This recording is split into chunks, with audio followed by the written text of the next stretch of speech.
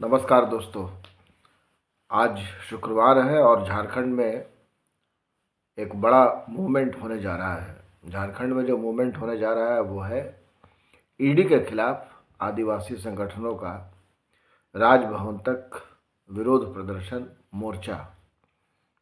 दरअसल आदिवासी संगठनों को लगता है कि केंद्र सरकार ज़बरदस्ती हेमंत सरकार को अस्थिर करना चाह रही है, ईडी के माध्यम से डिस्टर्ब करना चाह रही है। इन लोगों ने कल प्रेस कॉन्फ्रेंस किया, आदिवासी संगठन के लोगों ने, और कहा कि भाई देखिए, हमको लगता है कि हमारी जो सरकार है, हेमंत सोरेन के नेतृत्व में जो सरकार चल रही है, इस सरकार ने अच्छा काम किया है और हमारा पूरा समर्थन है सरकार के साथ। लेकिन ये केंद्र सरकार को पच नहीं रहा है और यही कारण है कि लगातार ईडी के इस्तेमाल करके समन पे समन भेजा जा रहा है। राज्य में जो विकास की योजनाएं हैं उन विकास की योजनाओं को रोका जा रहा है और डिस्टरबेंस हर तरीके से क्रिएट करने का प्रयास किया जा रहा है। सरकार अस्थिर हो जाए, इसके लिए केंद्र सरकार हर तरह का प्रयास कर रही है। लेकिन हम केंद्र सरकार को ये बताना चाहते हैं कि अगर उसने ईडी के माध्यम से इसी तरह की नौटंकी चालू रखी, इस तरह की हरकतें चालू रखी, तो झारखंड में बगावत हो जाएगा, विद्रोह हो जाएगा और पूरा झारखंड दावानल बन जाएगा। तो इस तरह की धमकी और इस तरह की बातें आदिवासी संगठन के लोगों ने कही है और कहीं ना कहीं इसमें कुछ न कुछ सच्चाई भी है। जैसे आपको इस बात को समझना पड़ेगा कि साहब, अगर हेमंत सोरेन ईडी की नज़र में दोषी हैं या उनके ऊपर में कोई चार्ज बनता है, तो आप सिर्फ समन की कार्रवाई क्यों कर रहे हैं? अब तक 8 समन दिए जा चुके हैं।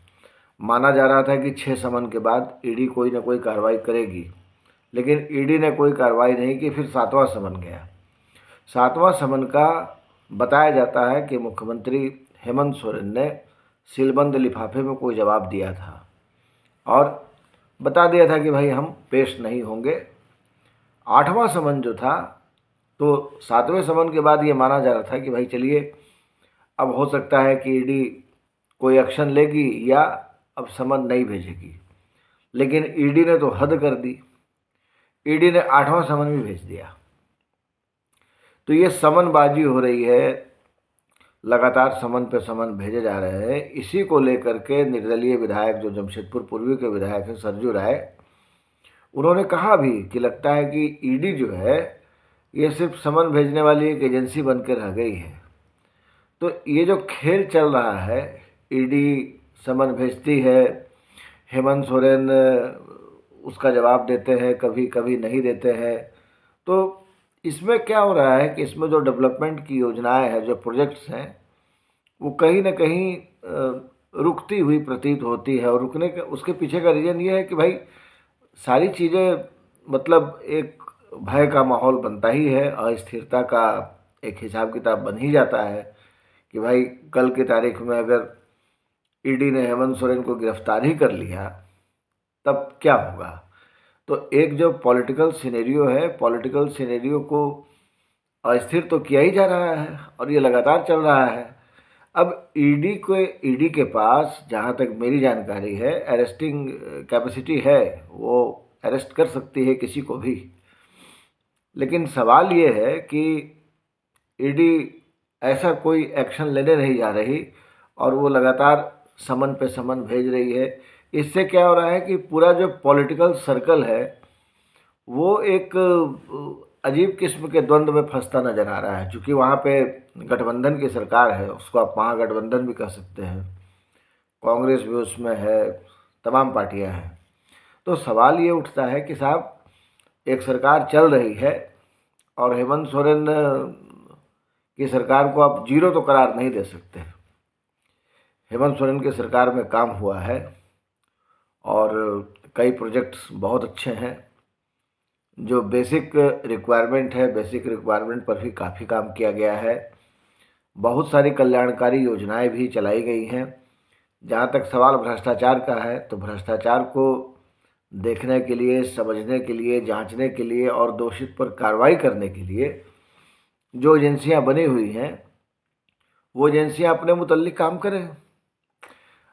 एक बात समझ में नहीं आ रही है कि एक पहला जब समन दिया गया तो हेमंत सोरेन गए, मेरा ख्याल है 7 से 8 घंटे तक उनसे पूछताछ हुई थी और रात में 9 साढ़े 9 बजे अपने सीएम आवास पर वो पहुंचे थे। उनकी पत्नी कल्पना सोरेन भी उनके पास चली गई थी और दोनों साथ में ही निकले थे। उसके बाद दूसरा समन, तीसरा समन, क्या पहले समन में जब पूछताछ के लिए हेमंत सोरेन उपस्थित हुए थे सशरीर और 7-8 घंटे तक उनसे सवाल जवाब किए गए थे, तो क्या ईडी के अधिकारी संतुष्ट नहीं हुए थे? अगर ईडी के अधिकारी संतुष्ट नहीं हुए थे तो देन एंड देयर वहीं पर एक्शन क्यों नहीं लिया गया? अगर उन्हें लग रहा था कि नहीं, सीएम साहब जो हेमंत सोरेन हैं इन्होंने जो जवाब दिया है वो जवाब सही नहीं है, तो वहीं पर कुछ एक्शन होना चाहिए। फिर आपने दूसरा समन भेजा, कोई जवाब नहीं। तीसरा समन भेजा, कोई जवाब नहीं। चौथा, पांचवा, छठा, कोई जवाब नहीं। तो आप समन पर समन भेजते रहिए, इधर से कोई जवाब न जाए, तो मजाक बना के रख दिया। ईडी ने दरअसल अपना मजाक खुद ही बनाया है। और कई बार ऐसा लगता है कि समन भेज करके लोगों को जो पैनिक क्रिएट करने की बात है, कहीं ना कहीं लगता है कि पैनिक भी क्रिएट किया जा रहा है। अरे आपके पास एविडेंस है तो आप एविडेंस के अकॉर्डिंग काम कीजिए। अगर हेमंत सोरेन ने गलती की है, चाहे वो चीफ मिनिस्टर हो चाहे कुछ भी हो, भाई अब तो संविधान में भी तमाम संशोधन कर दिए गए हैं, अपनी अपनी मर्जी से सारी चीज़ें कर दी गई हैं। तो हेमंत सोरेन अगर गलत हैं, ईडी को लगता है, तो हेमंत सोरेन के खिलाफ जो एप्रोप्रिएट एक्शन है वो लेना चाहिए। एक्शन आप ले नहीं रहे, कार्रवाई आप कर नहीं रहे और लगातार आप समन पे समन भेजे जा रहे हैं। इससे क्या हो रहा है कि स्टेट का जो पूरा माहौल है ये तनावपूर्ण बनता जा रहा है।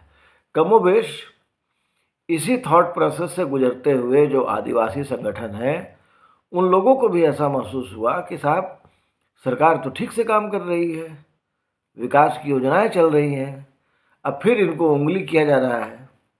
तो इसलिए जितने भी आदिवासी संगठन हैं उन लोगों ने तय किया कि वो परंपरागत हथियारों से लैस होकर के शांतिपूर्ण ही मार्च करेंगे, राजभवन तक जाएंगे।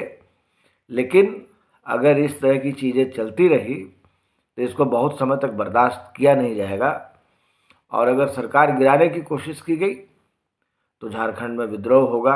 अब विद्रोह की अपनी अपनी परिभाषा है, ये पैनिक करने वाली चीज़ें होती हैं, ऐसा बोलना नहीं चाहिए या बोलना चाहिए, ये आप तय कीजिए। लेकिन वास्तव में एक पत्रकार के तौर पर भी कहते हैं कि पत्रकार को पार्टी नहीं बनना चाहिए, तो ठीक है, हम भी पार्टी नहीं बन रहे हैं, पर हम तो मूलवासी हैं और पत्रकार होने के पहले हम एक नागरिक हैं, हम एक इंसान हैं। हम भी देख रहे हैं कि लगातार ये तमाशा चल रहा है, साल भर से ज़्यादा का टाइम हो गया। मैं किसी और अखबार में था तब मैंने सुना कि हेमंत सोरेन को पहला समन दिया गया है, हम लोगों ने खबर भी छापी और पहले से लेकर के 8वें समन तक का एक सफ़र हो गया, एक यात्रा हो गई। इस पर तो एक अच्छी फिल्म बन सकती है। तो इस तरह की चीज़ों को न किया जाए, इसके लिए आदिवासी संगठनों ने आज मोर्चे का ऐलान किया है।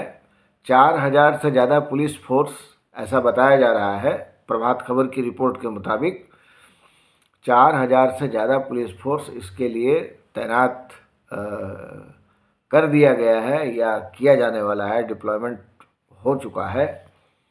और पुलिस प्रशासन की यही कोशिश है कि किसी भी किस्म की अशांति न हो, सारा कुछ शांतिपूर्ण तरीके से रहे। और लगातार बाबूलाल मरांडी या अपोजिशन में जितने भी नेता बैठे हुए हैं वो सब प्रतिदिन ट्वीट के माध्यम से, फेसबुक के माध्यम से हेमंत सोरेन पर अटैक करते हैं। ठीक है, लोकतांत्रिक प्रक्रिया है, पक्ष और विपक्ष में आरोप प्रत्यारोप का दौर चलता रहता है, लेकिन अंत में आपको ये देखना पड़ेगा कि आप जिस स्टेट में बैठ के सरकार के ऊपर में आरोप लगा रहे हैं क्या वो सिर्फ आरोप लगाने के लिए हैं या उसमें कुछ दम भी है? अगर दम है तो फौरन उस पर कार्रवाई होनी चाहिए, एक्शन होनी चाहिए। भारतीय जनता पार्टी की सरकार तो केंद्र में है, नरेंद्र मोदी शानदार प्रधानमंत्री हैं, गृह मंत्री अमित शाह है। तो जब इतने सर्वशक्तिमान लोग बैठे हुए हैं तो हेमंत सोरेन को लेकर के जो चूहा बिल्ली का खेल अभी चल रहा है, इसका पटाक्षेप होना चाहिए। और फिर जैसा होगा, पॉलिटिकल सर्कल में जिस तरह की चीज़ें होती है उसको आदमी देखता है। ये तो दुर्भाग्य है झारखंड का कि 2000 में जब से झारखंड बना, आज 24 साल का लड़का जवान लड़का हो गया। एक टर्म को छोड़ दीजिए, रघुवर दास वाले टर्म को, तो ये सरकार कभी अपना कार्यकाल पूरा नहीं कर पाई। और ये पहली बार ऐसा लग रहा है कि गैर भाजपा शासित एक सरकार 5 साल का अपना टर्म पूरा करने जा रही है, जो गठबंधन की सरकार है और जिसके नेता हेमंत सोरेन है। तो उसको डिस्टर्ब करने के लिए जितना प्रयास हो सकता है वो किया जा रहा है। ऐसा मैं नहीं कह रहा हूँ, ऐसा आदिवासी संगठन के लोग कह रहे हैं। और इसमें दम तो है, इसमें दम तो है। कई बार ऐसा दिखता है कि ये सारी चीज़ें हो रही हैं, ना हो तो ज़्यादा बेहतर है। और प्रदेश में शांति रहे, सुख संपदा कायम रहे, हमारी तो यही विनती है। बाकी ईडी को भी समझना चाहिए कि पेशेंस किसी का कभी भी जवाब दे सकता है। और एप्रोप्रिएट अगर आपके पास सारी चीज़ें हैं तो यू शुड टेक एक्शन। ये सारी चीज़ें खत्म होनी चाहिए। ये लगातार जो इस तरह का एक डायलेमा में आदमी जी रहा है, ये कल क्या होगा पता नहीं। तो ये कल क्या होगा पता नहीं, जब अगर राज्य के मुखिया के मन में या मंत्रिमंडल के मन में इस तरह की बातें आती हैं या पॉलिटिकल सर्कल में इस तरह की चर्चाएं चलती है, तो मेरा ऐसा मानना है कि राज्य के स्वास्थ्य के लिए, राज्य के हेल्थ के लिए ये बहुत सिग्निफिकेंट इंडिकेशन नहीं है। आरोप प्रत्यारोप अलग चीज़ है, सरकार चलाना अलग चीज़ है। और सरकार चलाते हुए सारे गठबंधन दलों को साथ में ले करके, सबका विश्वास जीत करके एक डेवलपमेंट के प्रोसेस को आगे बढ़ाना बिल्कुल ही चीज़ है। इस वीडियो में इतना ही।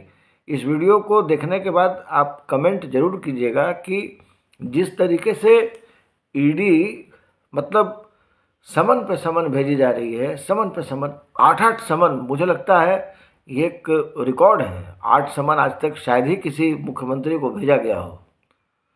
तो ये कितना उचित है और कितना अनुचित है, इस पर अपनी राय जरूर दीजिएगा। धन्यवाद।